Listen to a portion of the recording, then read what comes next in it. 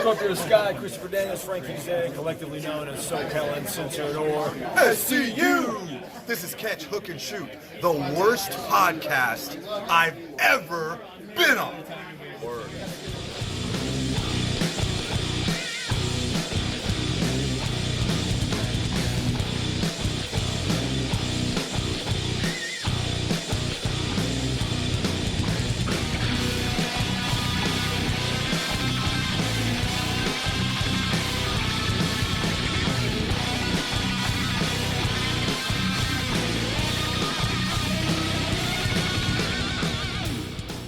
What's going on, everybody? Welcome to Catch, Hook, and Shoot, the best podcast you never heard of. My name's Tom. I am your host.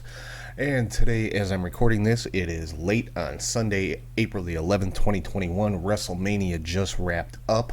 And I want to thank everybody for listening, watching, and subscribing on YouTube, Podbean, Spotify, Apple Podcasts, or wherever you get your podcasts from. Make sure to check out the website, catchhookshoot.com, where you can find all the podcasts, all the YouTube videos, interviews, photo gallery, the CHS shop, where you can find all your t-shirts and hats. Head to patreon.com/catchhookshoot for all your bonus content. Make sure you are following on twitch.tv/catchhookshoot, where I'm doing kind of like random watch parties every now and then, typically on a Saturday. I'll definitely be posting on social media when those are going to be happening. Head to prowrestlingtees.com/catchhookshoot for all of the t-shirts that you won't find on the Catch, Hook, and Shoot shop on the website. And you can find links to all of that and much more at our link tree, which is linktree/catchhookshoot, or you can just scan this little QR code right here in the corner of your screen if you're watching on YouTube. And if you ever want to shoot me an email, it's catchhookshoot@gmail.com. So we got a huge episode coming up this week with all the results and everything from everything going on WrestleMania week. So we're going to kick it all off like we always do with the match of the week. This week's match of the week comes from WrestleMania Night 1 from last night, and it was the main event for the Smackdown Women's Championship, Sasha Banks versus Bianca Belair. This match exceeded all of my expectations of it, and it was just a damn good match. It was very, very emotional for both of the women involved, plus the crowd and everything like that. And, you know, it didn't have the greatest build-up going into WrestleMania, but the match over-delivered, in my opinion. And just the significance of this match, with not only two women main eventing WrestleMania, but two African American women main eventing WrestleMania. For, you know, both of those things are first time ever. I mean, yes, we've had a women's main event a couple of years ago, but it was a triple threat, you know. And it was, let's be honest here, if Ronda Rousey wasn't in it, I don't think it would have been the main event of the show. You know, it was built around Ronda Rousey and her name recognition and stuff like that. But, you know, this match, first one-on-one women's match in the main event of WrestleMania ever. Excuse me. And like I said, to me, it over-delivered. It was a fantastic match. Bianca Belair pulled out the win. She is your new SmackDown Women's Champion. And, yeah, I thought it was a damn good match. I see a lot of people talking crap about it online. You're not wrestling fans. I'm sorry. If you are saying that this match was bad or this match didn't deliver, you know, you're not a wrestling fan. I hate to tell you, that's just the way it is. Now, if you didn't like it, that's one thing. But sit here and say it was bad, I'm sorry, number one, you're not in a position to make that call.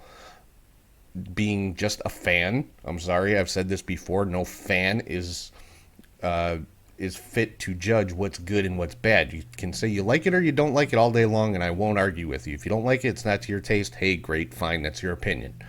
But, yeah, anybody saying this was a bad match has no clue what they're talking about and is just simply not a wrestling fan. They're just one of these online trolls who likes to do nothing but complain. That's that.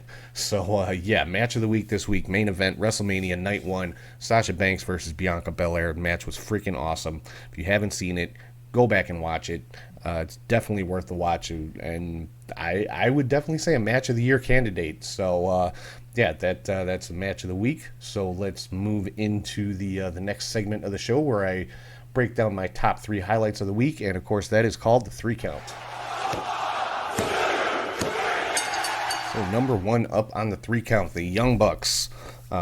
Seems like they're getting back together with their former Bullet Club brothers, the Good Brothers and Kenny Omega. They turned on Jon Moxley in their 6-man tag team match this week on Dynamite, hitting him with double super kicks and just hooking back up with Omega and the Good Brothers. So I'm very curious to see how this one's going to play out, because it looked like, the Bucks were not really okay with all the stuff the Good Brothers and Omega were doing, and now they've done a kind of I wouldn't say a complete 180, because they did look very hesitant at first, but then when later on in the match, or in the aftermath of the match, they didn't seem to hesitate too much and just kicked Moxley's head into the third row. So it looks like the Good Brothers and the Young Bucks and Kenny Omega are on the same page. So we'll have to see how this is gonna play out. Number 2 on the 3 count, promo from Edge on Smackdown. He, the last couple of weeks going into WrestleMania, his promos have been just on fire. And, I put it out on social media, the promo class as taught by Edge, because he killed it, just with his intensity and all of that kind of stuff going into the Universal title match in WrestleMania, and I'll get into the actual match in a little bit here. But just a fantastic promo by Edge on SmackDown. And number 3 on the 3 count, and I can't believe I'm saying this, Bad Bunny. Holy crap. I talked about the main event of night 1 over-delivering on WrestleMania. Bad Bunny just knocked his match out of the park. Going into it, I didn't expect a whole lot. You look back at celebrity matches, especially at WrestleMania, you don't expect a whole lot out of them. They bring in the celebrities for the name recognition and, to get eyes on the product and to get pay-per-view buys and network subscriptions and things like that.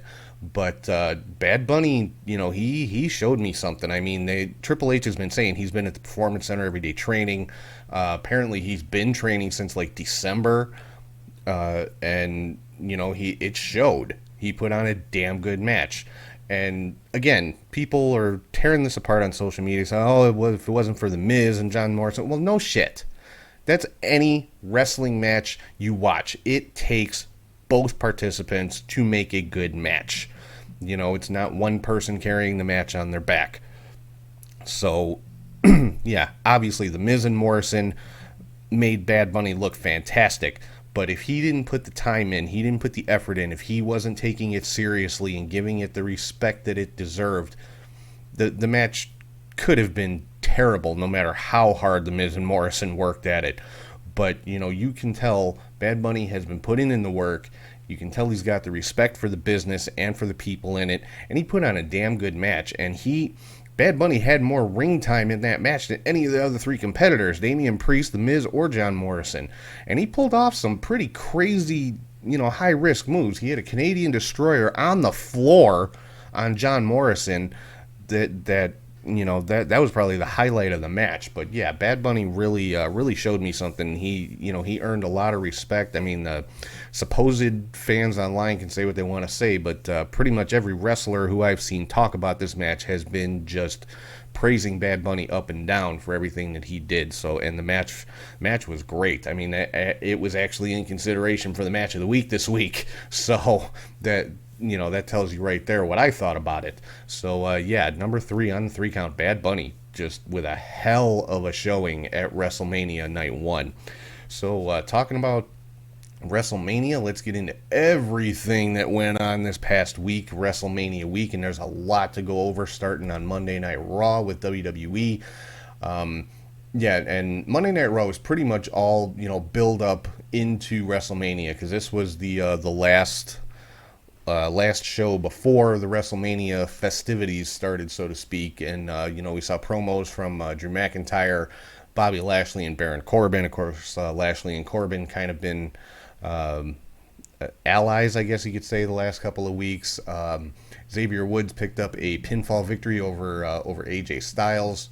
So, promo from Braun Strowman leading up to his match with Shane McMahon. The Miz and Morrison just totally destroyed, not really destroyed, but defaced Bad Bunny's Bugatti, supposedly like a $3.5 million car, and they just put red paint all over the thing. The car is white. So, yeah, and then when Bad Bunny came back to see it, he got attacked.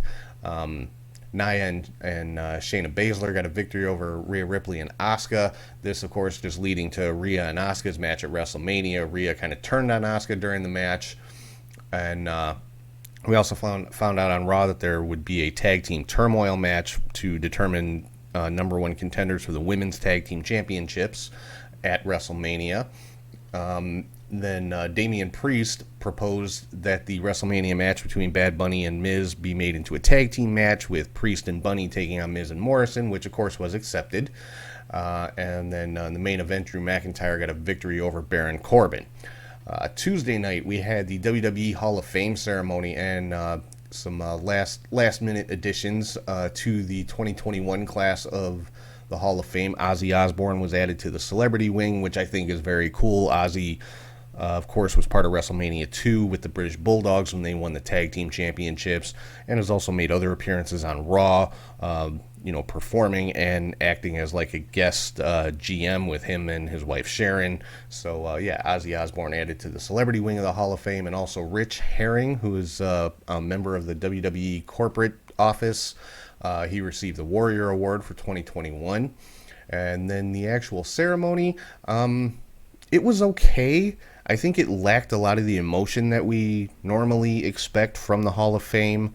But, I mean, with no crowd being there and very limited time, and it was taped ahead of time, and, the inductee, there were no presenters for the inductees, and there were no crowd, like I said, and the inductees were given very limited time for their speeches.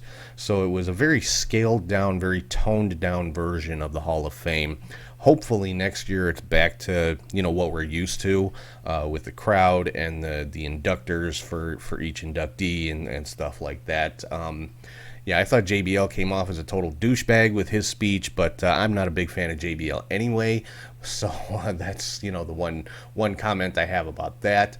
The legacy wings for both years I thought were pretty cool. For 2020, we had Ray Stevens, Brickhouse Brown, Dr. Death Steve Williams, Baron Michelle Leone, and Gary Hart, which, I have no complaints about any of those guys, especially Gary Hart and Dr. Death Steve Williams. The 2021 Legacy Wing featured Dick the Bruiser, Pez Whatley, Buzz Sawyer, Ethel Johnson, and Paul Bosch. Again, all very deserving. Like I said, it was just, it wasn't the same. It wasn't what we're used to with the Hall of Fame, but it is good that they were able to do some type of ceremony for these inductees to give them their moment. I'm sure not the moment that they were expecting or that they were hoping for, but they got something. It was what it was. Getting into NXT TakeOver, which was a two-night event this week. On the kickoff show on Wednesday, Zoe Stark defeated Toni Storm. Kind of a surprise there, but a welcome one. Zoe Stark has just been blowing up on NXT, and it seems like she's getting put in a very prominent position. So I'm very interested to see where Zoe Stark is gonna go moving forward. Pete Dunne got a win over Kushida in just a ridiculously good match. I mean, this was a case where Pete Dunne's been saying, he's the best technical wrestler in WWE. Kushida kind of challenged that, and these two just put on a clinic. Bronson Reed won the gauntlet match to become number one contender for the North American Championship on night 2. Walter retained the NXT UK Championship against Tommaso Ciampa in another just ridiculously good match. I mean, another contender for match of the week here. MSK defeated the Grizzled Young Veterans and Legado del Fantasma to become the new NXT Tag Team Champions. Of course, the titles were vacated by Oney Lorcan and Danny Burch when Danny Burch was injured. But MSK being pushed to the moon in NXT. They win the Dusty Cup, and now they're the NXT Tag Team Champions, so congratulations to them. And new NXT Women's Champion Raquel Gonzalez got the victory over Io Shirai, again in a great match. And then moving on to night 2, Killian Dane and Drake Maverick got a win over Breezango on the kickoff show. Santos Escobar defeated Jordan Devlin to become the unified cruiserweight champion. And again, a fantastic ladder match with these two guys. Another one that was in contention for match of the week. Shotzi Blackheart and Ember Moon retained the women's tag team championships against Candice LeRae and Indy Hartwell. Johnny Gargano retained the North American Championship against Bronson Reed. And Karrion Kross is your new NXT champion. Got the victory over Finn Balor in just a great main event between these two guys. I've been waiting a long time for this match, and it did not disappoint. And then the second part of the main event, Kyle O'Reilly got the win over Adam Cole in the unsanctioned match. These two guys beat the living hell out of each other throughout this match, and again, a contender for match of the week. There were a lot of contenders for match of the week this week, but yeah, O'Reilly and Cole just put on an amazing match between these two guys, and just a lot of spots where it was like, oh my god, I can't believe they did that. And yeah, just an awesome match. Another one I would suggest going back to watch. And we found out that Frankie Monet is going to be debuting this Tuesday. Frankie Monet apparently is the new name of Taya Valkyrie for NXT, so she will be making her debut on Tuesday. So I'm curious to see how that is going to go down. NXT UK had their Prelude event, and Tyler Bate defeated Noam Dar in a Heritage Cup rules match to win the number one contendership for the Heritage Cup. Again, another contender for match of the week. Just a fantastic match between these two guys. And NXT UK, I think, does not get talked about enough because some fantastic wrestling going on in NXT UK. Mako Satomura and Millie McKenzie defeated Isla Dawn and Kaylee Ray in a very good women's tag team match, and Walter, pulling double duty this week, retained the NXT UK Championship again versus Rampage Brown. Smackdown, again, a lot of build up to WrestleMania. The big thing was the Smackdown Tag Team Championship match in a fatal four-way. Ziggler and Rude did retain. We saw a big brawl between all the women's tag teams that were involved in the Tag Team Turmoil match. We saw that killer Edge promo, and the Andre the Giant Battle Royal was won by Jey Uso of all people. Little surprising, but yeah, Jey Uso wins the Andre Battle Royal. And moving on to the big one, WrestleMania. 2-night event this year again, and it did not disappoint. Honestly, I think it exceeded my expectations for the most part. There's a couple of moments where I was like, but for the most part, two really good shows. I was pleasantly surprised with WrestleMania. We saw a new opening graphic, which I'm sure is what we're going to see on all the WWE shows going forward. And the opening match of night one was the WWE Championship match, Lashley and Drew McIntyre. And yet another contender for match of the week. These two put on a hell of a match, and Lashley in the end did retain the WWE Championship. A little bit of a surprise. I was expecting McIntyre to get the title back and get his big WrestleMania moment in front of a crowd. Didn't exactly happen, so I'm curious to see what's going to happen from here. Is McIntyre still going to be challenging for the title, or are they going to move him into a different rivalry and bring out another contender for Lashley? Personally, I'd like to see somebody like Keith Lee maybe going after Bobby Lashley. I think that'd be interesting. Natalya and Tamina won the women's tag team turmoil match, so they got the women's tag team championship shot on night 2. Cesaro defeated Seth Rollins in yet another match of the week contender. This one, this was one I was really looking forward to, and again, did not disappoint. Loved this match. I'm a huge fan of both of these guys, and they just went out there and kicked all kinds of ass, and just a great match. With Cesaro did get the win in that one. AJ Styles and Omos are your new tag team champions, or new Raw tag team champions. They got the win over the New Day, it just in dominating fashion. I mean, almost got in there and just decimated Woods and Kofi Kingston, and so AJ and Omos are the new Raw tag team champions. Braun Strowman got the victory over Shane McMahon in a cage match. A couple of really cool spots in this one. Shane was trying to escape the cage at one point, and Strowman leapt up on the ropes and just ripped out a section of the chain link on the cage and pulled Shane back in through the cage. And then both men were up on the top of the cage at one point, and Strowman just threw Shane off back into the ring. So I said last week, Shane McMahon will be going off the top of the cage, and he did.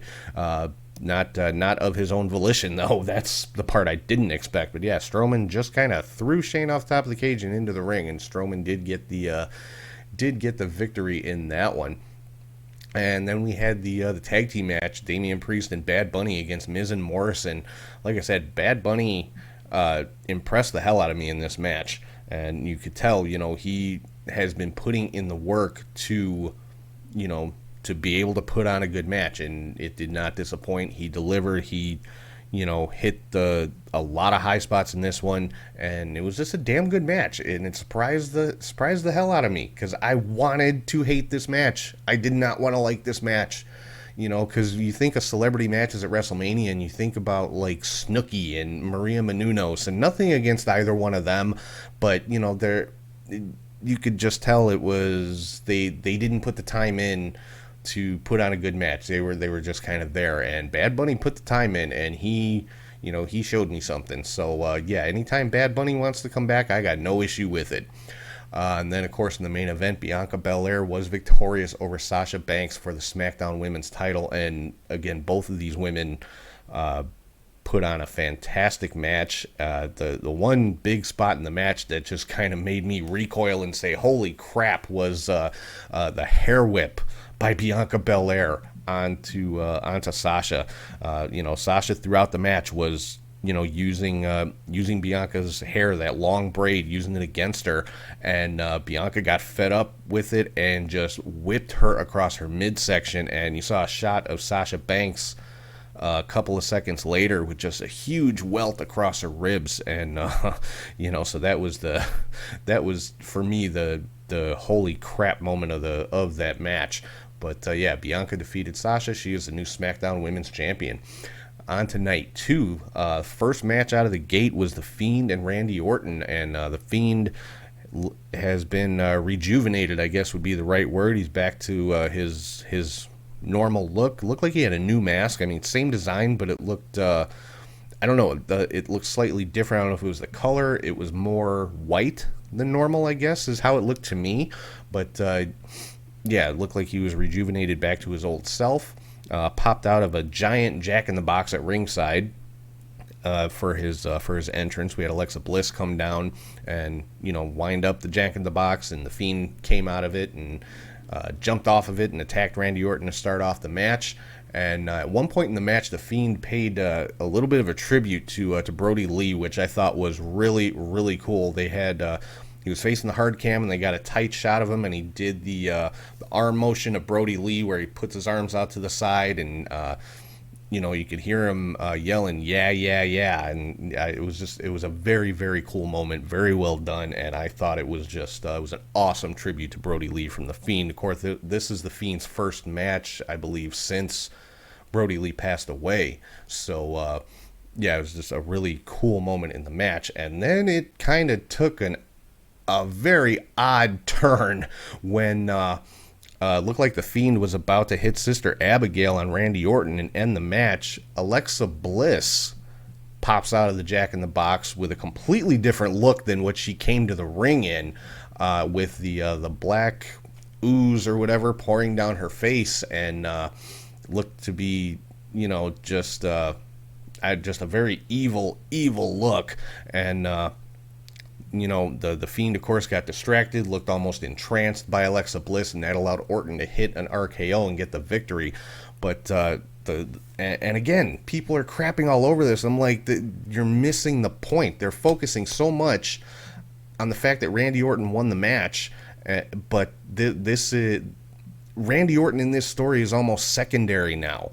Yes, Orton won the match, so that part of the Fiend Randy Orton story, that's done. That's over with. I'm pretty sure Orton and the Fiend is done.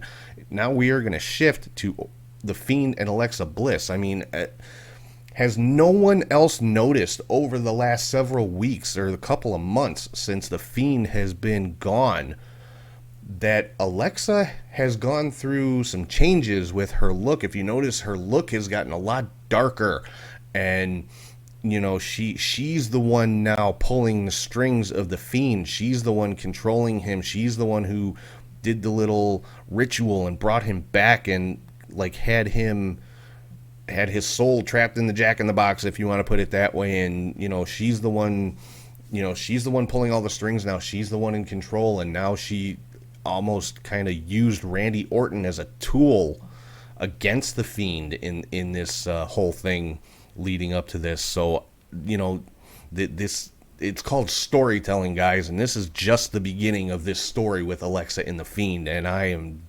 dying to see where it's going to go. This match, the match, like I said, the match and Orton and all that was pretty much secondary to the story of Alexa and the Fiend. Was the whole purpose of this, from my point of view.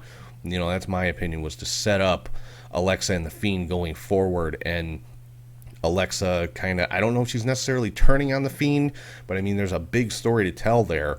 I mean, the Fiend kind of pulled Alexa in and possessed her and completely changed who she was, and now she's the one taking control of him. So I'm very interested to see where this is going to go.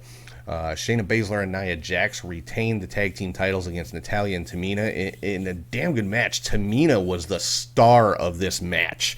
If you didn't see the women's tag team match, go back and watch it. Watch Tamina. She shined in this match, and I gotta say, it's about damn time that she got that little bit of a spotlight. Doesn't even matter that her and Natalya lost the match. But this was Tamina's moment, and she just, again, kicked all forms of ass in this match. Kevin Owens got the win against Sami Zayn, and then in the high spot of the night for me, Kevin Owens stunned Logan Paul, who was really there for no reason. I didn't understand his involvement in this at all, but he caught a stunner, so I'm happy. Sheamus is your new United States champion, got the win over Matt Riddle. He hit the bro kick as Riddle was doing a springboard moonsault, like a lion salt, basically, on the inside of the ring. While Riddle was upside down in the moonsault, Sheamus hit the bro kick right in his face, busted his mouth open, and got the pin. And then for the Intercontinental Championship, Apollo Crews got the victory with some help from Dabba-Kato. If you remember him, he was the big guy in Raw Underground when Shane McMahon was doing that for a few weeks there on Raw. Came in, helped Apollo Crews attack Big E, and so he apparently, Dabba-Kato now is an associate of Apollo Crews. I did read that he's going to have a new name. I don't remember what it was. I didn't make a note of it, and I couldn't find the article again, but I'm sure we'll find out this coming week on Smackdown. So, but Apollo Crews is your new Intercontinental Champion, and we have a new Raw Women's Champion, and Rhea Ripley defeated Asuka in yet another very good match between these two women. The women tore it up at WrestleMania this weekend. So, I would recommend, at the very least, go back and watch all the women's matches from WrestleMania. They were awesome. And in the main event, Roman Reigns retained the Universal Championship against Edge and Daniel Bryan. This match was amazing. If it wasn't for Bianca and Sasha, this would have gotten Match of the Week. But the ending pissed me off, which I think was the point. Roman Reigns is a heel, so you're supposed to not be happy when he wins. But we saw just this was one of those matches kind of kept you on the edge of your seat, because it could have ended at any time and anybody could have won. There was no obvious winner going into this match. Like, I really wanted to see Edge win this match, but then there was the possibility of Daniel Bryan winning, and this was a great triple threat match with these three guys, and Roman Reigns was the winner at the end of the day. So Roman Reigns still the Universal Champion. So let's move on to some other stuff going on this week, and because there was other wrestling besides WWE this week. On AEW, on Elevation, we saw the debut of Scorpio Sky and Ethan Page as a tag team. They got a win over the Sydal brothers. On Dynamite, we saw a promo from the Death Triangle get interrupted by the Best Friends. So it looks like that's going to be a new rivalry moving forward. Saw just a great promo from the Inner Circle with Chris Jericho, and we did find out we are going to get that Blood and Guts match. The Inner Circle versus the Pinnacle is going to happen on May 5th on Dynamite, which I am very surprised about that. I figured they would have saved that for a pay-per-view, but it is happening on Dynamite. The Inner Circle versus Pinnacle. So I can't wait to see that one. Taz trying to recruit Christian into Team Taz. Kind of interesting.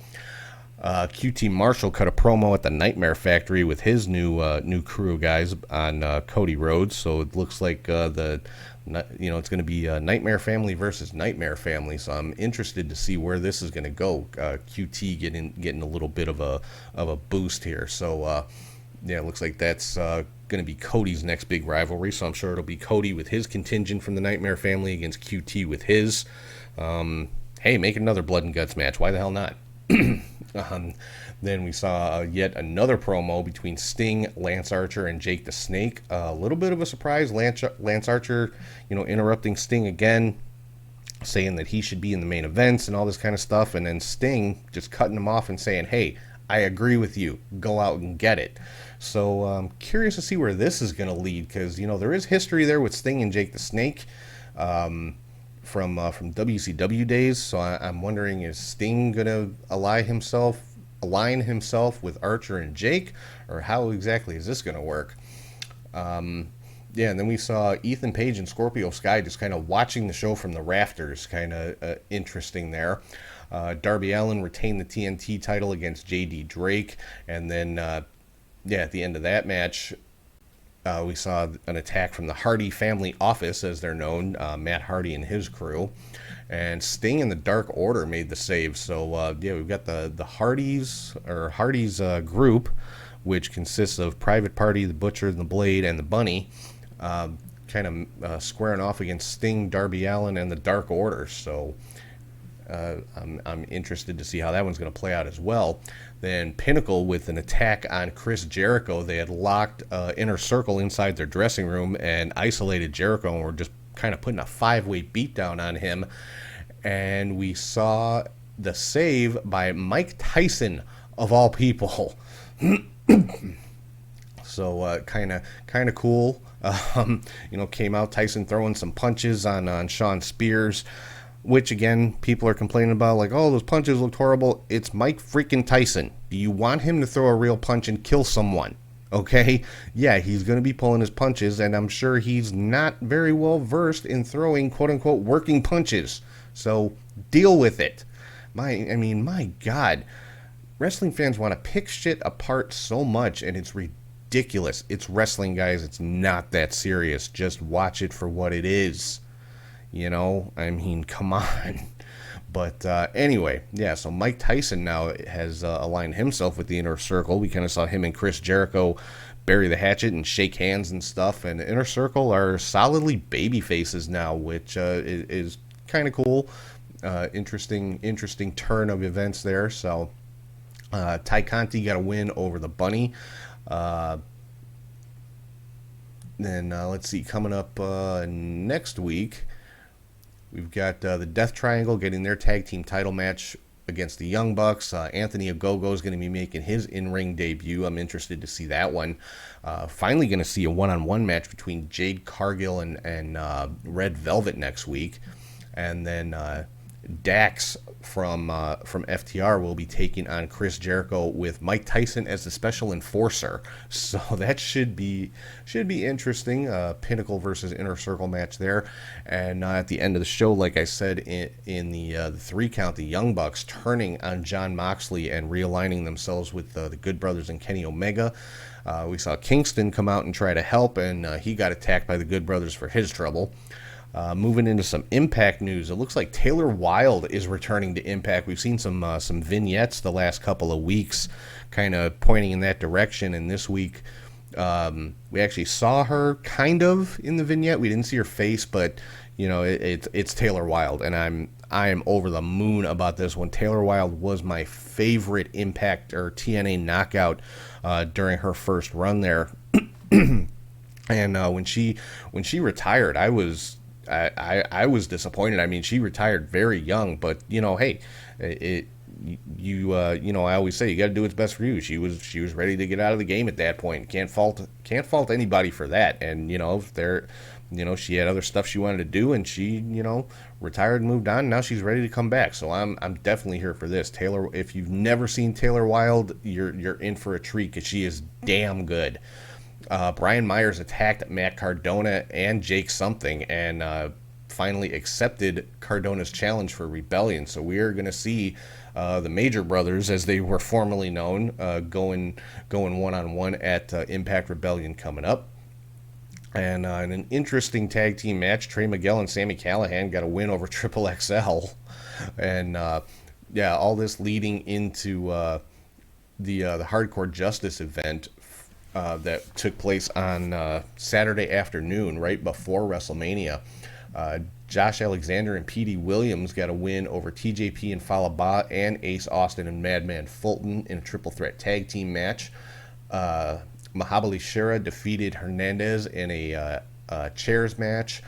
Doc Gallows got the win over Black Taurus. Matt Cardona defeated Johnny Swinger, no big surprise there. Sami Callihan defeated Sam Beal.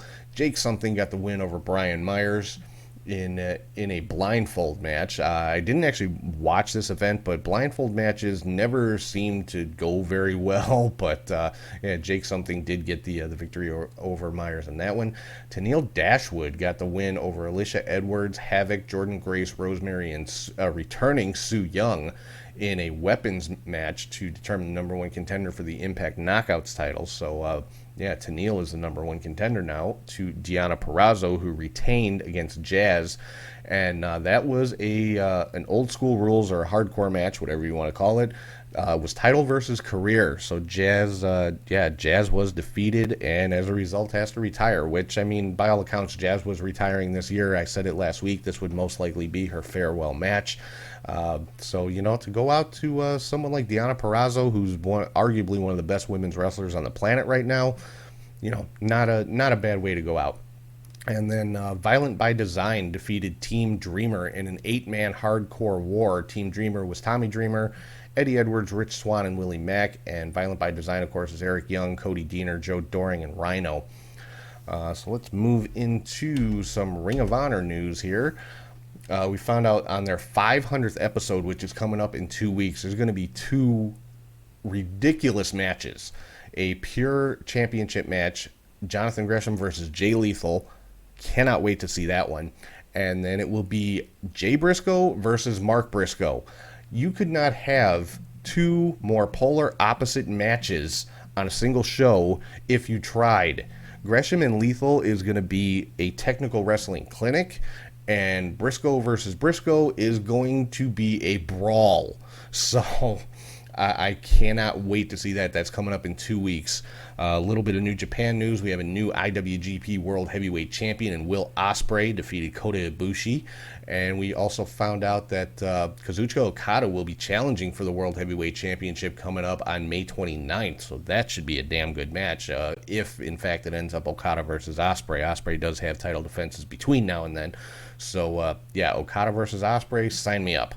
And for the IWGP United States Championship, Jon Moxley has challenged Yuji Nagata.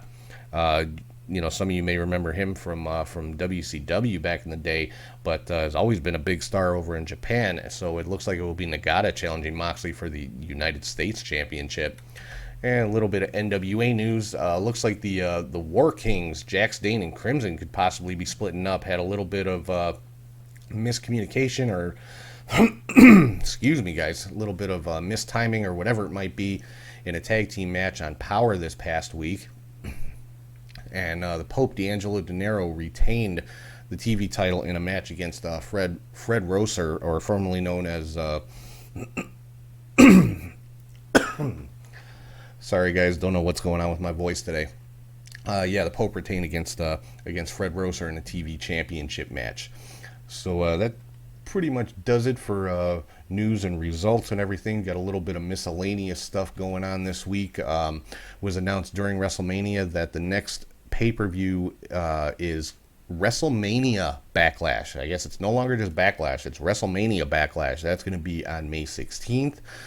We've got 2 new WWE shows premiering on A&E on April the 18th, which is next Sunday. WWE Legends, or Biography WWE Legends, which is going to be, I guess, an 8-part limited series, and WWE Lost Treasures, which I'm looking forward to both of those. I'm very interested to see, especially the Lost Treasures. I know Conrad Thompson has a lot of involvement in that one because he owns a lot of those Lost Treasures. So should be some pretty cool shows coming on A&E starting on the 18th. And we also found out Season 3, Dark Side of the Ring, will be premiering on May the 6th. Cannot wait for this one. And some sad news this weekend, Shotzi Blackheart as well as the Hardy Boys both lost their fathers this weekend. So, condolences and thoughts and everything else go out to Shotzi and to the Hardy Boys, both losing their fathers this weekend. Losing a parent is never easy. You're never prepared for it, and it's something that most of us will have to deal with in our lifetime. So, definitely heartfelt condolences out to Shotzi Blackheart and to Matt and Jeff Hardy. So that's gonna do it for news and rumors and results and all that from WrestleMania week. So I'm gonna throw it over to Charlie G, and he is here with an extra large edition of the Indie Cut.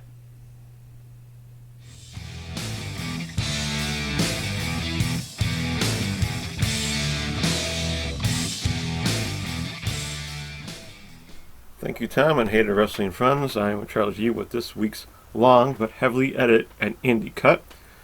There was a lot of wrestling action, so let's begin with Friday, April 2nd, and WrestlePro Northern Expansion Tour Day 1 from Alaska. I'll just stick with that. We had Brody Adams and Jack Windsor defeating Cheeseburger and LSG. Zach Gowen defeated Vargas. Matt Cross defeated Tyler Payne. And for the WrestlePro Interim Go title, champion Dion Roosman defeated Nikos Rikos. You'll understand why I put this WrestlePro show in the cut this week later on. To Future Stars of Wrestling, which is back in action on Fight TV. For the FSW Women's title, champion Maserati defeated Katarina. And CMLL, Luciferno, Mephisto, and Titan defeated El Serrano Jr., Mystico, and Templario. A few of those have been at Warrior Wrestling, so I figured put them in the cut this week. On to Saturday, April 3rd. WrestlePro Northern Expansion Tour Day 2, still in Alaska. Cheeseburger defeated Alki. LSG and Matt Cross defeated the Amazing Graysons of JP Grayson and Tommy Grayson. And for WrestlePro Interim Gold, champion Dion Roosman defeated Ilya Barats. Extreme Intense Championship Wrestling from Standish, Michigan, April Armageddon. For XICW United States title, champion Congo Kong defeated Mongo. For their Extreme Intense title, Tommy Vendetta defeated champion Drake Jacobs and Justin Dream to become the champion. And in a Proving Ground tag title match, DBA and Rhino defeated champions Adam Wick and Jack Price to become new champions. Over to WrestleMax St. Louis, Episode 2, the David Lee Memorial Tournament from St. Louis, Missouri. Seems like they got a new name, which is good. Brooke Valentine defeated Blair Onyx. And for the WrestleMax St. Louis River City title and tournament final match, Mike Outlaw defeated JDX to become champion. Sorry I didn't go through all the tournament matches, but that was kind of a long show. To Total Psychopathic Wrestling, Gimmick Mania from Knoxville, Tennessee. In a last man standing match, our good friend Beastman defeated Hunter Wolf. And for the TPW heavyweight title, in a bull rope match, Brad Cash defeated champion Steven Burns to become new champion. To IWA Mid-South, Double Death Tag Team Tournament from Connersville, Indiana. A lot of these people that were in this show were at Indie Mania Week, so you might hear these names a little bit more. In the final match, which was a Caribbean Spiderweb 200 light tube death match, I didn't watch this. Atticus Kogar and Eric Ryan defeated John Wayne Murdoch and Satu Jin. To New York Wrestling Connection Heart and Soul Cup Tournament number 12 on YouTube. The final match. So, Heart and Soul Cup Tournament winner was Dickie Rods over Joey Conway. Frontline Pro 26 Honor Bound from Stevens Point, Wisconsin, in a hardcore match. Hall of Famer Rob Van Dam. Yep, RVD was back in action. Bill Alfonso in his corner, along with Katie Forbes, and he defeated Ben McCoy. So RVD probably filmed his Hall of Fame speech and then wrestled. So interesting for him. Coastal Championship Wrestling, Bash at the Brew 3 from Hialeah, Florida.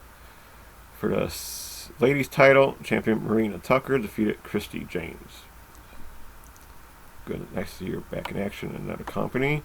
To Buzzsaw Championship Wrestling from Guthrie, Oklahoma. For the tag titles, Funny Bone and Super Beast, who were also in Indie Mania, defeated champions Dexter Hardaway and Niles Plunk to become new champions. Over to the Kana Pro Wrestling Show, Pro 4321 Blast Off from La Mesa, California, in a pole three-way match. Mr. Iguana, our AAA friend, defeated Guy Cool and Remy Marcel, and in a tag match, Bestia 666 and Mecha Wolf defeated Delilah Doom and Eli Everfly. So some AAA talent actually got to California and did a show. Back here for AAW Alive number 4 from Villa Park, Illinois at Arena Galley. So they have a new venue for their Twitch feeds. The show was at 6:30. Actually, today's show was on at 2:30. They did not want to go against WrestleMania. Very smart by AEW. So I'll go through the matches. Sky Blue defeated Hyan. Very good match there. Braden Lee defeated Ace Perry. Hakeem Zayn defeated Isaiah Moore. And then Hakeem Zayn defeated Cole Carter, because he didn't want to defend his title against good people. In a four-way match, Paco came back in action, defeating Gringo Loco, Jake Lander, and Nick King. And for the AAW Heavyweight title, champion Mance Warner defeated the one called Manders. Very good show. At the end of that match, Fred Yehai came out and attacked Mance and Manders with some help from Hooded Gentleman. So we shall see how that goes from there. As also in the studio audience was Gia Miller from Impact Wrestling. So it can only get interesting from there, right? Down to Promociones Sanchez from Mexico. Put this in for more AAA talent of Lady Maravilla and Miss Kath, defeating Big Mommy and India Sue. Pagano and Psycho Clown defeated Chessman and Penta L0M. So Penta was in Mexico last Saturday to do a show. Alright. Can't be on AEW a lot, but he can be in whatever. I won't get into that. To another freelance show from Mexico in a pandemic. Clandestino. Tejano Jr. and Supernova defeated Dimino Infernal and Fresnecerio Jr. Blaze and Camouflage. Oh, three-way tag, my bad. And in a six-man tag, El Canic, Joe Leader, and Nino Hamburguesa defeated Dave the Clown, Monster Clown, and Murder Clown. So the Clowns lost that night. And still in CMLL, Bandito, Caristico, and Diamante Azul defeated Euphoria, Ultimo Guerrero, and Templario. So nice to see them kind of back in action with a little bit better matches, I must say. On to Sunday, April 4th. Yumiko Hoto debut 35th anniversary show from Japan. Aja Kong, Kiri Ito, and Yumiko Hoto defeated Shigesu Nagoya, Kyoko Inoue, and Nani Takashi. I hope I said those right. On to Oz Academy Silver Bullet. I wanted to say that there's some title changes here. Maya Ukai, Oni, and Yumi Oka defeated Aja Kong, Okino, and Sakura Hiroto. For the Oz Academy tag titles, Kari Yoniyama and Yu defeated champions Koho Kobayashi and Kira Sakaguchi to become new champions. So Kari's just packing up the titles outside of Stardom. Good for her. And for the Oz Academy Openweight title, Sonoko Kato defeated champion Miyumi Ozaki to become new champion. Noah had a show, Neo Breeze 2021, Day 2. New Japan Sakura Genesis, really good show. Sho and Yo came back together to defeat champions El Desperado and Kanemaru to become IWGP Junior Heavyweight Tag Team Champions again. And for the IWGP World Heavyweight title, Will Ospreay put on a great match against Kota Ibushi, who was champion. So Will Ospreay is your new World Heavyweight Champion in Japan. Good for him. Great match. Pretty cool show. Seems like they got back in a little bit of their groove right now, so hopefully New Japan's better than ever. Gotta Move Chalka Pro 102 was on YouTube. Dragon Gate, the Gate of Passion, Day 2 took place. Ultimo Dragon lost his six-man match. DDT put on a Chris Brooks produced show number 3. Danger and Pleasure Tour 96. For the DDT Extreme title, champion Chris Brooks defeated Mecha Mummy in a very interesting, cool match, I must say. Actress Girls act in Kurgan Hall. For the IWG title, Saki defeated champion Miyuki Takase to become the champion. The Pro Wrestling A-Team Tomohiko Hashimoto debut 20th anniversary. Koji Kanemoto, Minori Tanaka, and Tatsumi Fujinami. Yes, Fujinami is back in action to defeat Hasegawa, Raiden, and Tomohiko Hashimoto. So who knew another WWE Hall of Famer was back in action last weekend? Oh man, it's wild. So Stardom, Yokohama Dream Cinderella in spring. This was another awesome show and live. If you were awake at 3 a.m., I was not, but I was still able to catch the show. And a 3 match, Hina defeated Azumi and Lady C. So Lady C still cannot pick up a victory. Momo Watanabe defeated Mina Shirakawa in a very good, underrated match, I must say. Saya Kamatani defeated Unagi Sayaka. In the elimination 10-woman tag match, Oda Tai prevailed with Konami Natsuko Tora, Rina Ruaka, and Saki Kashima. They defeated the Stars, Hanan, Mayu Iwatani, Saya Ida, who got injured pretty badly, it looks. She is a torn ACL and will be out quite a while.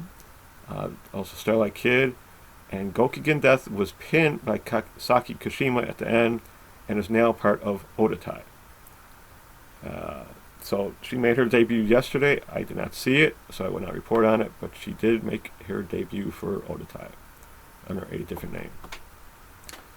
For the Wonder of Stardom title match, champion Tam Nakano defeated Natsupoi.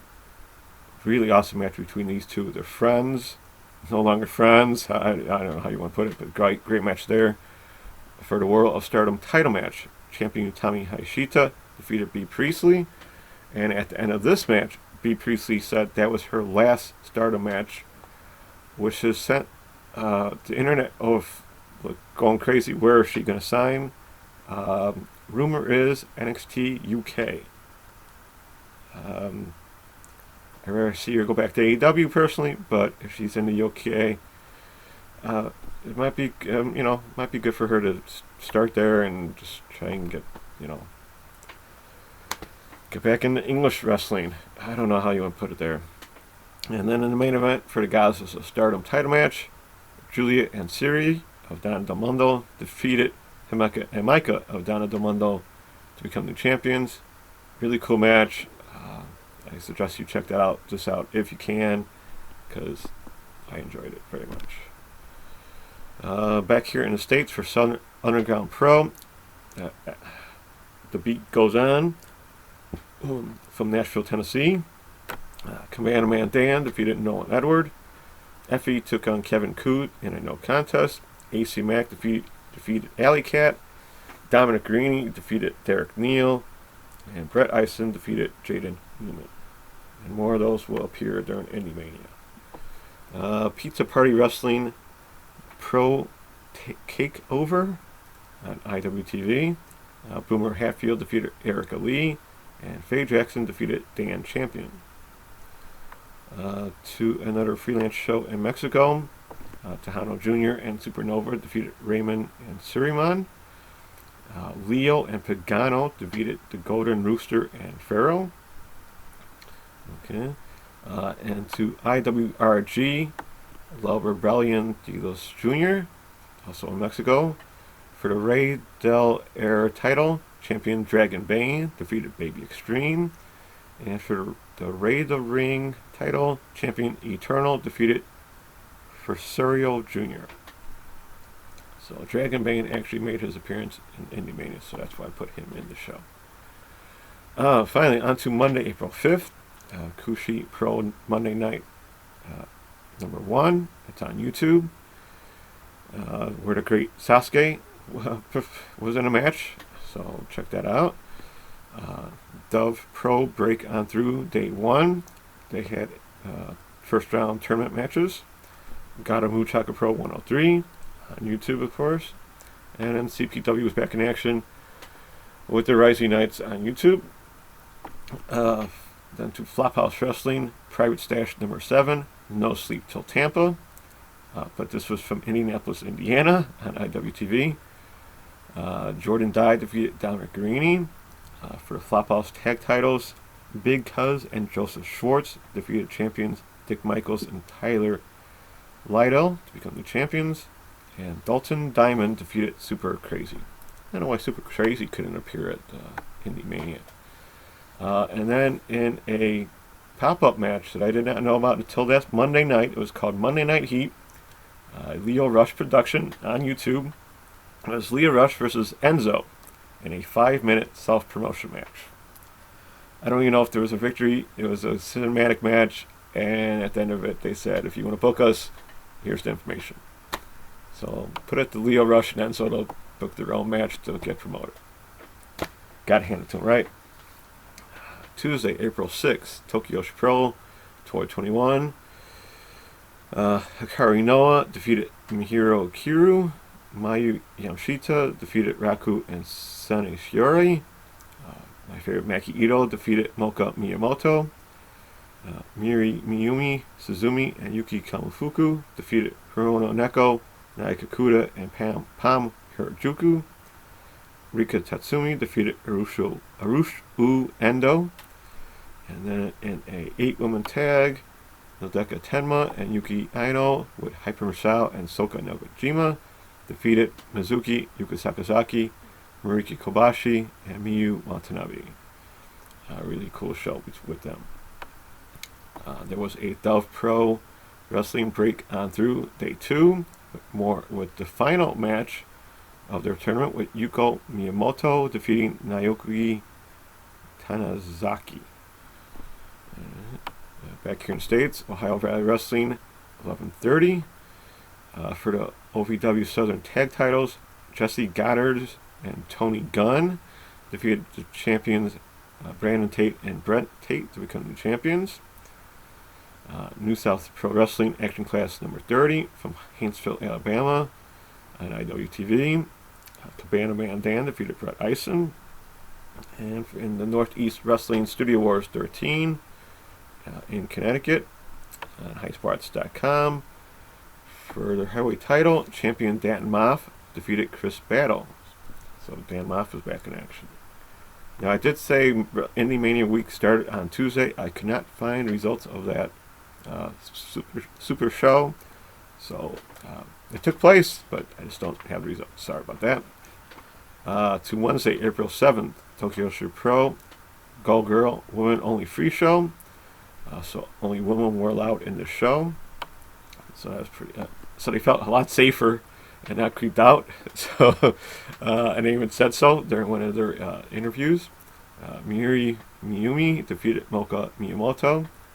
Yuki Kamofuku defeated Marika Kobashi and Pam Harajuku in a no makeup match. They all looked wonderful. In a tag match, Mei St. Michelle and Saki Sama defeated Mihiru Kiru and Yuki Aino. Very cool match. Hyper Michelle, Raku, and Soka Nakajima defeated Haruno Neko, Naika Kuda, and Nodaka Tenma. Maki Ito teamed up with her friend Miyu Yamashita to defeat Hikari Noa and Sena Siori. And 6-woman tag, Miyu Watanabe and Rika Tatsumi with Suzumi defeated Mizuki, Yuka Sakazaki, and Ryushu Endo. Nice show with them again by Tokyo Pro. There was a DDT Boys Beyond Vicious show. No need to get into that. Back to WrestlePro Northern Expansion Tour Day 3 from Fairbanks, Alaska. Bryson, Axel, and Cheeseburger defeated Brody Adams and Jack Windsor. JP Grayson and Tommy Grayson defeated LSG and Tyler Payne. And for WrestlePro Intim Gold, champion Dion Roosman defeated Bobby Wayward. Paradigm Pro Wrestling UWFI Rules Contender Series, Season 2, Episode 3, from Jeffersonville, Indiana, and IWTV. The Heavy Hitters title, Matt Mikowski defeated champion Mo Atlas to become the champion. And then the first match that I can report on Indie Mania Week, No Peace Underground Fatalism from Orlando, Florida, at the Soundbar at 8 p.m. So as IWTV, and this is all no ring. So Pharaoh defeated the One Call Manders for the NPU title. Champion Eric Ryan defeated Nolan Edward in a brutal death match, and also a no ring death match. John Wayne Murdoch defeated Matthew Justice. And then at the end of the match, Eric Redbeard choke slammed Matthew Justice off the stage through a guardrail and door, and then he choke slammed John Wayne Murdoch onto Matthew Justice, and then walked away. So Eric Redbeard appeared during Indie Mania Week to destroy people. What else? Would I have it any other way, right? On to Thursday, April 8th. YMZ Gokigen April 2021 show took place. Nothing really big there. Marvelous was back in action with Kikutaro defeating Leo Asaka, and Mio Momomono and Rin Katakura defeated Kakuru and Tomoko Watanabe. Then for the Indie Mania tape matches, AIW Go for Broke number 1. They taped in Cleveland, Ohio on IWTV. Trey Lamar defeated Mikey Montgomery, and Dominic Green defeated Marino Tenagalia. And you can see that because there's a lot going on starting Thursday. Then in a freelance show, FWF Live at Creative Pro Wrestling Academy. Johnny Clash, and Shane Douglas, triple threat man, defeated Nick Stapp and Troy Nelson. Swoggle defeated Eric James. For the CAP tag titles, no DQ match.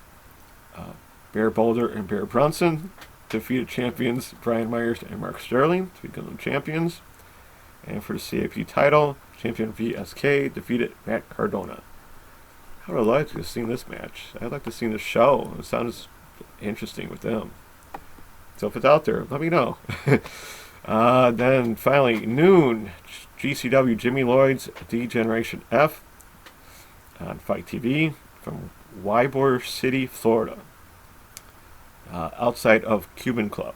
So yes, all of GCW matches were outside in the Florida heat and sun. I feel sorry for all these wrestlers. I give them all credit for doing it. Some did not look very good.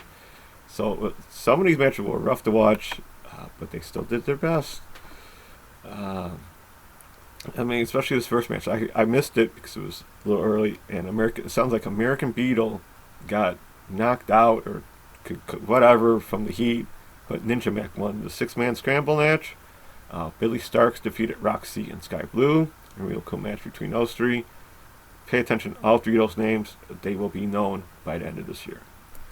For the FSW tag titles, Damian Drake and Matt Vandergriff, who are champions, defeated Charlie Tiger and Ellis Taylor.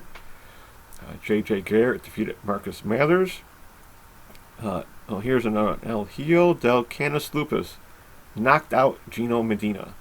I mean, literally just knocked him out. And he hasn't wrestled since. He really did not feel well after this match. And you could see he was not in good shape. Atticus Cogar defeated Trey Lamar. Jordan Oliver defeated Everett Connors. You'll hear Jordan's name a lot coming up. The One Call Manners defeated Juicy Finale. Dante Leon defeated Myron Reed. Nolan Edward defeated Daniel Garcia. And Starboy Charlie defeated Jimmy Lloyd. So at least Jimmy didn't put himself over at his own show. And still at noon, IWTV, Fan Union 2021 Part 1 at a brew company. So in Tampa, Florida. So it looks like they're wrestling in a cafeteria. So very interesting contrast between these two shows. These two companies, I should say. Boomer Hatfield, Lucha Rules. They had a Lucha Rules 6-man tag with Boomer Hatfield, Erica Lee, and The Boar winning their match. Wheeler Yuta defeated Adam Priest to become #1 contender for the IW Independent Wrestling title. IWA Mid-South Heavyweight title match. John Wayne Murdoch defeated champion Jake Chris. Finally, Jake lost and he had to go to Florida to do it. And in the IWTV Independent Wrestling title match, champion Lee Moriarty defeated Edith Sorrell. Alright, now I'm going to try and edit this as much as I can. IWTV Fan Union Part 2 at 3 p.m. New Texas Pro title, Mysterious Q, who is champion, defeated Ryan Davidson. For the Action title, champion Eric Royal defeated Marcus Mathers. New South title, champion Derek Neal defeated Cabana Man Dan. There's Cabana Man Dan. For the Limitless Wrestling World title, champion Daniel Garcia defeated Kevin Koo. And then a very good professional wrestler, Daniel Makabe, Trey Lamar, and Wheeler Yuta defeated Eric Cannon, Dan Champion, Jigsaw, and Lucky 13. Yes, Jigsaw is back in action, folks. GCW Acid Cup 3, Day 1. Calvin Tankman defeated Colby Carino. Laredo Kid defeated Braden Lee. Dragon Bane defeated KTB. Jordan Oliver defeated Edith Sorrell. Lee Moriarty defeated JJ Garrett. JJ did not look good after this match. The sun got to him. Ariz defeated Aramis. So that was a prelude to Warrior Wrestling show coming up in June. Cole Radrick defeated Ellis Taylor and Jimmy Lloyd. And AJ Gray defeated Nate Webb. Then to the main event of the night for me, GCW Josh Barnett's Bloodsport number 6 at 8 p.m. So it's a little bit easier to watch for them, not cooler, but a ton of people came to see this show. and all the night shows. This place was, man. So Bad Dude Tito defeated Victor Benjamin. Simon Grimm defeated Alexander James. Alex Calgon defeated Royce Isaacs. Yep, Alex Calgon of New Japan Strong won his match. Allison Kay defeated Masa Slamovich by referee's decision. Leo Rush defeated Yoya, and what was the match stealer of the night? Davey Boy Smith Jr. defeated KTB by KO. In his power bomb, he knocked him out. And then he had an unwanted friend, who I guess he brought with, and that got a lot of traction over social media. I won't say who, but y'all kind of know if it's Davey Boy Smith Jr., right? Chavo Guerrero Jr. defeated Rocky Romero by referee's decision. Pretty much just elbowed him to death. Chris Dickinson defeated Shea Mercer. That was a really good match. And then the main event, it was Josh Barnett defeating Jon Moxley by referee's decision after a Death Valley driver, and then foot stomped the heck out of them in the face. These two were bloodied. Beyond, like, they were just messed. They were bloody. And they shook hands, put on a promo after the match. I did not listen to it, but yeah, this is only. I'm sure this is going to have a rematch because John didn't care. He looked like he was having a blast. And he's like, "Why you call it? I didn't give up. He wants to keep going." Moxley, he's a man, right? And to ICW No Holds Barred Volume 11, Then and Now. Also at 8 p.m. So didn't really see this show, but Tony Deppen defeated Daniel Garcia. Lee Moriarty defeated Steve Madison. Dan Moff defeated Calvin Tankman. Nolan Edward defeated Jay Chris. And I believe this was in a steel cage on the floor of all things. So yeah, interesting show. Then No Peace Underground, Murder Mania on IWTV at 11:59 p.m. Treehouse Lee defeated J.J. Garrett, so J.J. got better by the night time. Shea Mercer won his 5-way match. Here, Tony Deppen defeated Jake Something, even though Jake Something pretty much, I don't know how Tony Deppen was walking after this match, but he did have to sustain a neck injury, so had to pull out the rest of the weekend. Sucks for Tony. He's had a lot of bad luck this year, but it was a pretty cool match, even though Jake Something has pretty much destroyed him. And still lost. Yeah. Then Casanova Valentine defeated Madman Pundo in a death match. 11:59, GCW For the Culture. So this is their 11:59 show. For the Impact Knockouts tag title, Kiera Hogan and Tasha Steeles, who are champions, defeated Brooke Valentine and Willow Nightingale. Nice to see that. Those were in action. Calvin Tankman defeated Andy Brown, Frontman Jay, and Myron Reed. Trey Lamar defeated Eli Knight. AJ Gray defeated JTG. Lee Moriarty defeated Leo Rush. Yeah, pretty decent match. I think Leo was kind of out of it by that time of night. So was Lee. And then Rick Swan defeated Too Cold Scorpio. Yeah, that was actually a pretty good match, even though it was like 2:30 at night or 1:30 there, because they had to be done by like 2 or 3 on a Thursday night. Yep, I'm going long. It's past 30 minutes. Sorry, people. Friday, April 9th, All Japan Pro Wrestling Champion Carnival Day 1 took place with Carnival matches. No need to get into that. Dragon Gate, Gate of Passion Day 3, and a mask versus mask match. Diamante defeated Okujumo Dragon. So he's almost like the Ultimate Dragon, but thicker. I'll put it as nicely as I can there. Westside Extreme Wrestling, Dead Eden was back in action. There's a couple of interesting matches there. Check that out if you can. To Pure Power Wrestling, PPWX from Lethbridge, Alberta, Canada, on YouTube. So check that out. Interesting name here for the PPW heavyweight title. Champion Sidney Steele defeated Travis Copeland. Copeland, huh? I wonder if he's related to anyone in WWE with the E starting his name. Back to WrestlePro Northern Exposure Day 4 from Powerrr, Alaska. Looks like I guess they just kept on going lower in Alaska. Bobby Wayward defeated Cheeseburger. Justin Carino defeated Zach Gowen. LSG defeated Shane Donovan. Here's the match. Shane Douglas, triple threat, defeated Tommy Dreamer.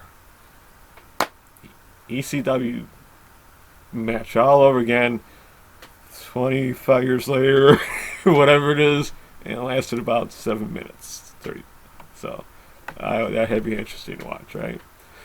Matt Krause teamed with Tyler Payne to defeat JP Grayson and Tommy Grayson. And then for the WrestlePro Intim Girl, Dion Roosman, who was champion, defeated Sammy Callahan, of all people. So Sammy made it up to Alaska even. Alright, back to Indie Mania. Action Wrestling and Southern Underground Pro. Have Fun, Be Sad from Tampa, Florida at noon. So at least they're indoors here. For the Bone Storm title, champion AJ Gray defeated JD Drake. So JD Drake went from AEW to Tampa to get some matches in. Kevin Ryan and Shug D defeated Brett Ison and Cabana Man Dan. So a lot of flowery shirts there. AC Mack defeated Byron Reed. O'Shea Edwards defeated John Davis. Nolan Edward defeated Inglis Lane in a brutal match. And in the main event, it was David Finlay and Juice Robinson defeating Dominic Greeny and Kevin Koo. That was a pretty good match. Then there was GCW's Alley Cats, Real Hot Girl Shit, also at noon. Outside, Allison K.A. defeated Jordan Grace. Holiday defeated Dark Sheik. Tasha Steeles defeated Trish Adora. Alley Cat defeated Billy Starks. That was a pretty good match. That was probably the only one I got to see. And then in a Faye Jackson Gray Sweatpants Battle Royal, since Faye was kind of hurt still, JTG won that. I heard it was very interesting, so I'm going to try and check that out if I can, since not much on tomorrow. Then Freelance and Freelance Underground Chicago Secret Stash. From somewhere in Chicago, Illinois, or in suburbs. I won't say where. I know it was, but I'm not going to say where it was, since it is a secret. This was at 4 p.m. on IWTV. GPA defeated Laney Luck. Effie defeated Trevor Outlaw. Angel Escalera defeated Cole Radrick, who then 10 minutes later appeared in Florida. Jordan Oliver defeated August Matthews. Jordan was in Florida, also in a match at the same time. And then for the Freelance Legacy title, champion Robert Anthony defeated Storm Grayson. GCW Acid Cup Cup 3, Day 2, outside the Cuban Club. As I was saying, Cole Radrick defeated Ariz in a pretty big upset in my eyes, and Jordan Oliver defeated Braden Lee. That was the same, and that's the same match as he was in Freelance. In the semifinal matches, Lee Moriarty defeating Calvin Tankman, good match there, and Jordan Oliver defeated Cole Radrick. Before that match, before the finals, it was Ken Broadway winning a 6-man scramble against Damian Drake, Facade, Lucas Riley, Marcus Mathers, and Matt Vandergriff. And in the final match for the Acid Cup, Jordan Oliver defeated Lee Moriarty. And all this, Jordan was wrestling in pants. This boy is weird. Hot boy in the sun. He's out there in pants. But he made it. He won. He looked pretty good doing so. GCW. My bad. It was Generation Championship Wrestling 18. We Run This Town from Tampa, Florida as well. But they're at the Egypt Shrine Center at 8 p.m. on the Title Match Network. So I did not get to see this since it was on Title Match Network. So Moose defeated EC3 by DQ. Renee Michelle defeated Misa Kate. Genocide defeated Willow Nightingale. For their GCW tag title, Eli Knight and Malik Basode defeated Edge Stone and Solomon Stone, become new champion. Mike Bennett defeated Casey Navarro. Sky Blue defeated Kira Hogan. So Sky Blue. Or Chicago's own Sky Blue defeated Kiera Hogan. Way to go, Sky. Further, GCW Heavyweight Title UA match. Stunt Marshall defeated Chuckles the Clown, who's champion, and Shug D to become the champion. And for the women's title, champion Queen Amanada defeated Riche Chanel. Sounds like a very good show there. Game Changer Wrestling back at it again with the RSP Spring Break presented by 44RH. Yeah, this was a good show. Not as much outside talent as there usually is, but I'm sure the pandemic kind of put a cap on who they can bring in. So Starboy Charlie defeated Billy Starks.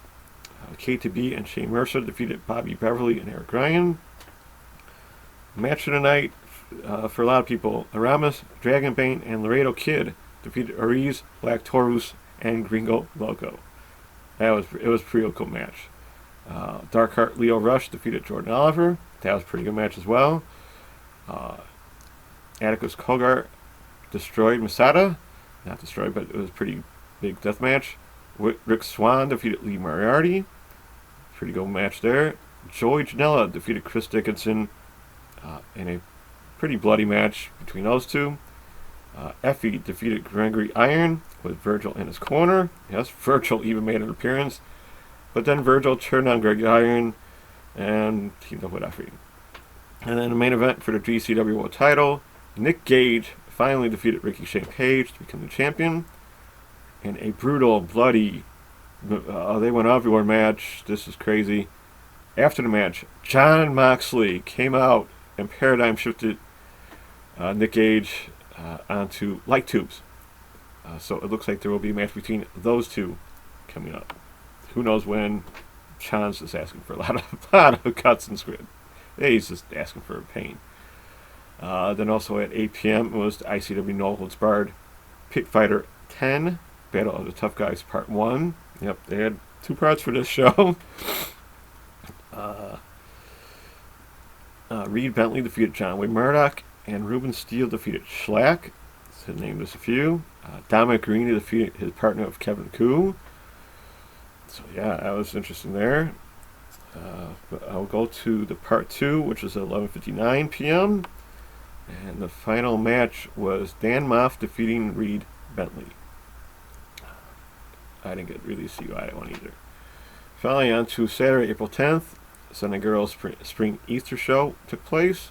New Japan was back in action with day 1 of Road to Wrestling Danataku. Mostly tag matches. Ice Ribbon, New Ice Ribbon 1108 took place.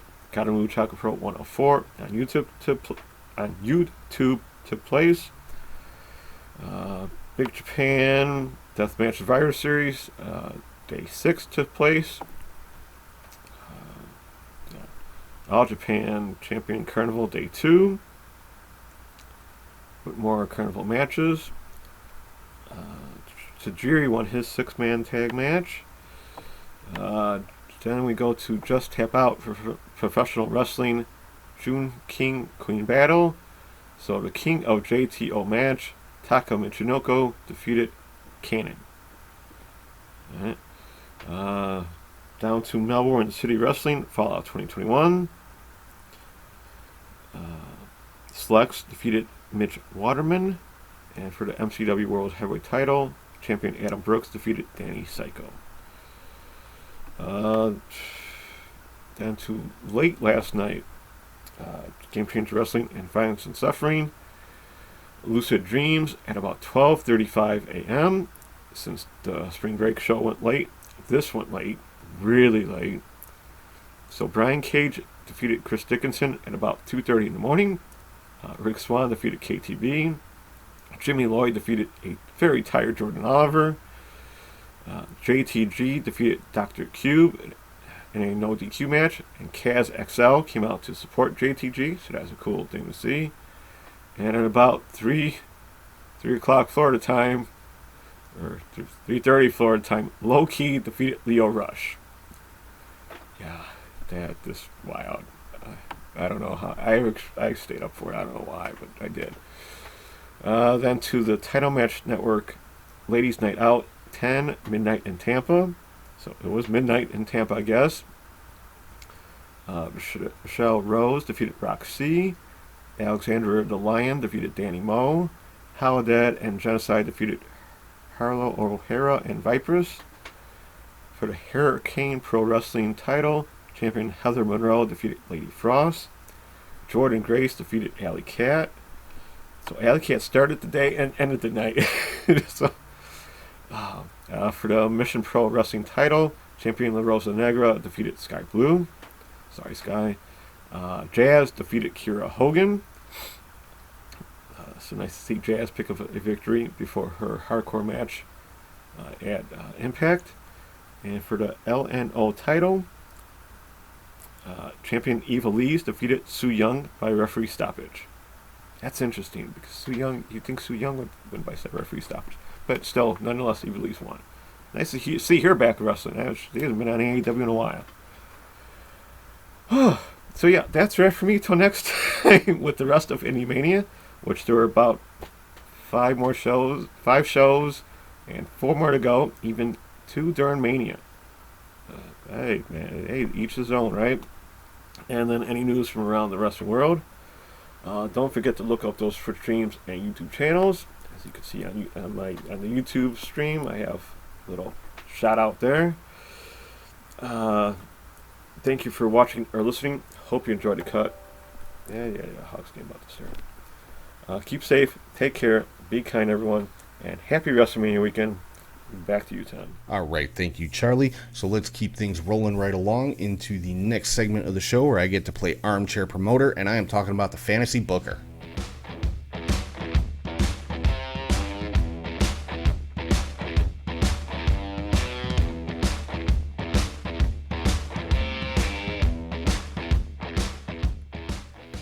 So in the fantasy booker this week, we've got a women's match, and one of these women is my absolute favorite women's wrestler in the world right now, and the other one is one who has seriously caught my eye and that I'm keeping a close eye on because I think she is going to be huge, and I'm talking about Jordan Grace and Layla Hirsch. And this is one that could potentially happen with the working relationship with Impact and AEW. Yeah, Jordan Grace, like I said, probably my favorite women's wrestler in the world. I've had the pleasure of calling some of her matches at Warrior Wrestling, and watching her on Impact every week. She's just amazing and is probably the strongest woman in wrestling right now. Let's be honest. And Layla Hirsch, comes from an MMA background. Not the biggest girl in the world, but she, is just like a bulldog in there in the ring, and I think she's very impressive with what I've seen of her so far. So I would just love to see the two of them just get in there and just tear it up, because it would not be your typical women's match. This would be a hard-hitting fight with these two, and I would love to see this match at some point, and hopefully we will. Both these women still very, very young and early in their careers, so the possibility of this match actually happening at some point in time is very high, I would think. So yeah, Jordan Grace, Layla Hirsch, that's this week's fantasy booker. I hope to see that match sometime in the near future.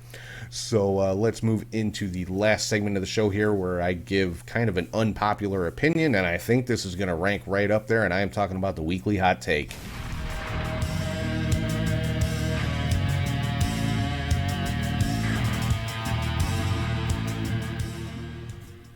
Alright, so I hope you guys are ready for this one, because, I don't think a lot of people are going to like this, especially a lot of the idiots online, but Sasha Banks versus Bianca Belair was the best WrestleMania main event of at least the last 3 years, possibly the last 5 to 7 years.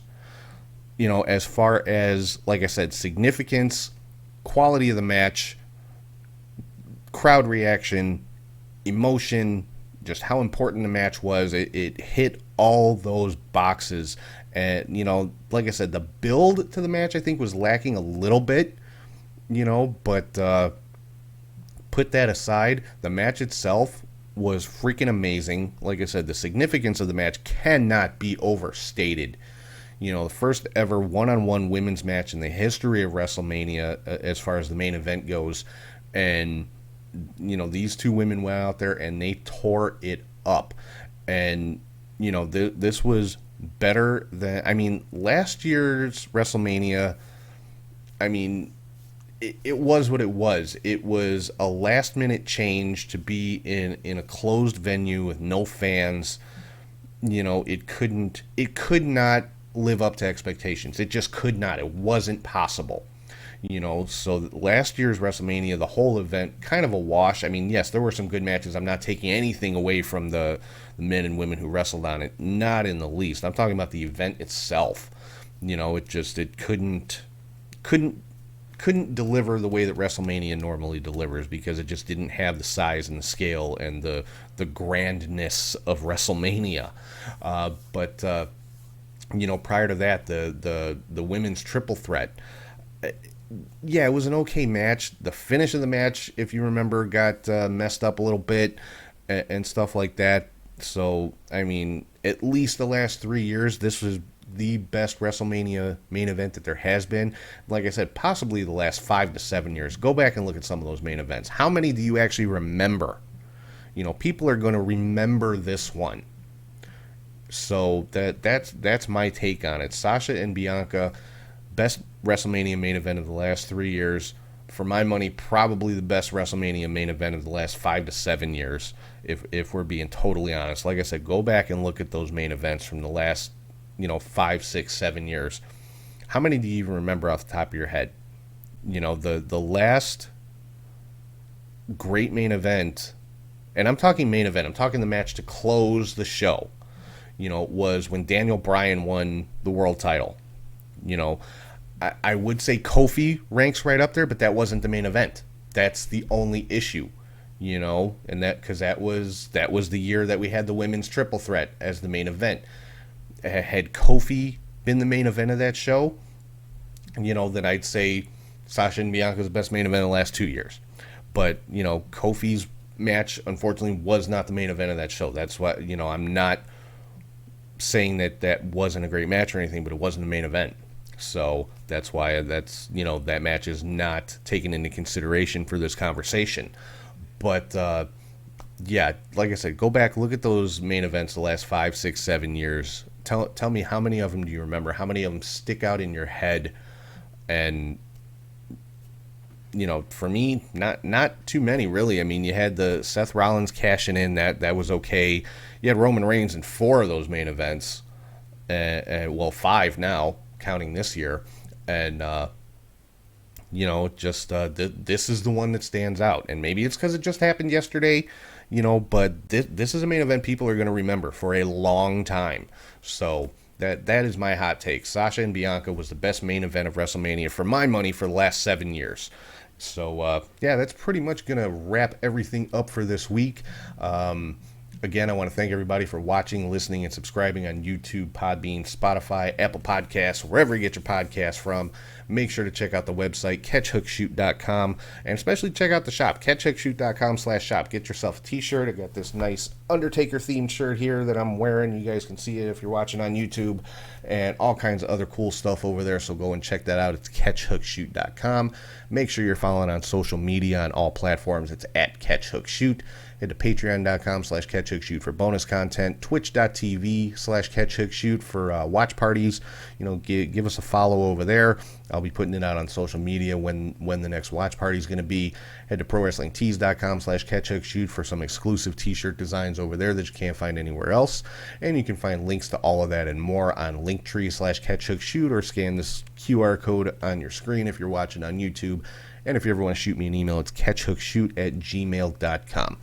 So with that, I'm going to sign off. Hope everyone has thoroughly enjoyed WrestleMania week as much as I have. It's been, like I said, exceeded my expectations, which I'm very happy about. I thought WrestleMania this year was great. What else can be said? Let's do it all again next year. So, I hope everybody, like I said, has enjoyed WrestleMania week. Hope everybody has a great upcoming week. Enjoy all the great wrestling that's still going to be coming every single week going forward forever, hopefully. And yeah, I will talk to you guys soon.